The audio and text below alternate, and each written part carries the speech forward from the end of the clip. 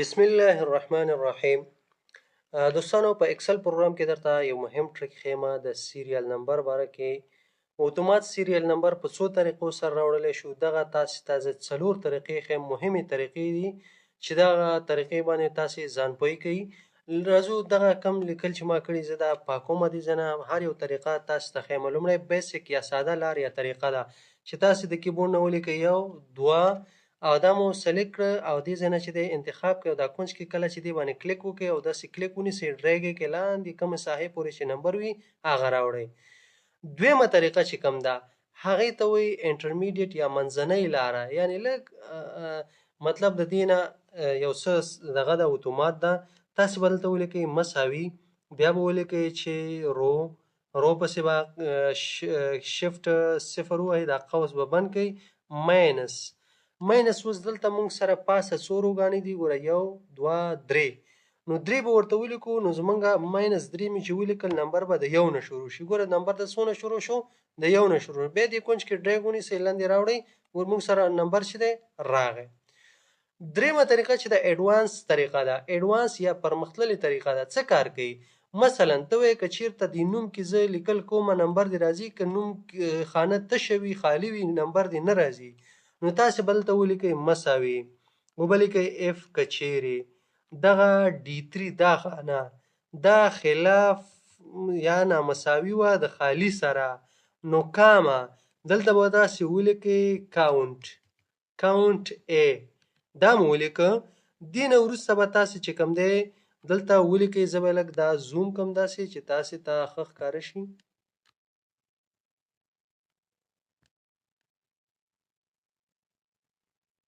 ښه، دلته مو ولیکل کاونټ A. کاونټ A کې بیا چې دی زه د دغه سیل ادرس ورکوم. د دې سیل ادرس دی D3 دی. دې پسې به تاسې چې کوم دی څه ووهئ، دې پسې به تاسې F4 ووهئ چې دا لاک شي. بیا به شفټ او سره کالن راولئ، کالن نه وروسته بیا چې دی D4 ووهئ، D څو 4. دا بل هم چې دی باید 4 شي ځکه ادرس مونږ غلط ورکړ، دا به D4 شي. دغه سیل د نوم سیل D4. دې پسې به قوس بند کړو.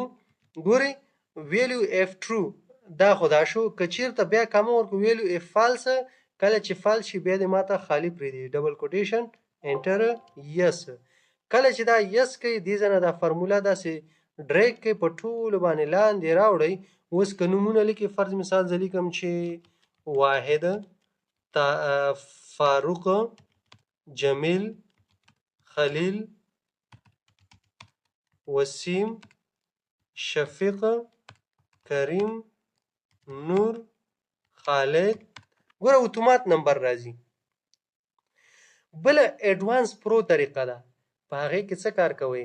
تاسې چې دی ورسره د نوم سره مثلا لیکئ چې کسټمر نیم کسټمر 001 یا مثلا لیکئ چې ټیکټ نمبر 001 یا مثلا لیکئ چې سیل نمبر 001. اتومات به دا راځي.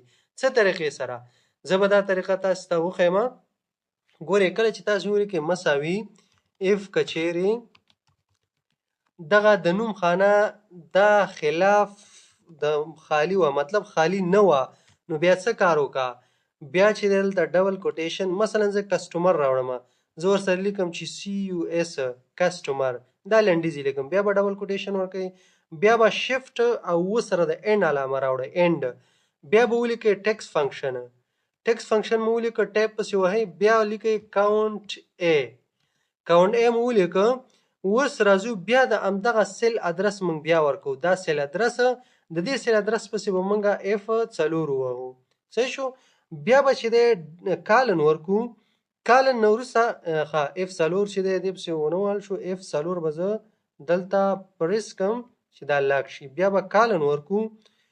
کالن نه وروسته چې کوم دی بیا به زه دلته راشم F4 به بیا ولیکم، یعنې مونږ دغه د سیل ادرس دغه ورکه ده. دې پسې به تاسې قوس بند کړئ، بیا به ولیکئ کامه، بیا ډبل کوټیشن. ګوره د ټکس کې چې دی د ویلیو مو وکړه، اوس فارمټ یې راوړو. مثلا زه ورته یم چې 3 دې راځي، دې پسې ډبل کوټیشن، بیا چې کوم دی دې پسې دا قوس بند، بیا کامه. ګوره ویلیو اف فالس که چیرته دغه خالی وو د نوم خانه تشه وه خالي وه نو ویلیو اف فالس ویلیو غلطیږي که نه نو کله چې فالس شو کوم ریزلټ چې دی فالس شو نو بیا دې موږ ته دا خالي پرېږدي ډبل کوټیشن مو ورکړه قوس بند کړه انټر یې کړه یس ګوره اوس خالي دی کله چې موږ دا ډریګ کړو داسې لاندې راوړو نو دلته فرموله عملي شوه دې ځای نه که چېرته اوس موږ نومونه لیکو فرض مثال زه همدغه نومونه را کاپي کوم چې تاسې اسانه په بشي کنټرول سی سره مې کاپي کړه رایټ کلیک کوم نوم خانه کې کنټرول وي ګوره کسټمر 1 کسټمر 2 کسټمر 3 کسټمر 4 ان تر 5 9 پورې نوی نوم چې لیکي مثلا زه لیکم چې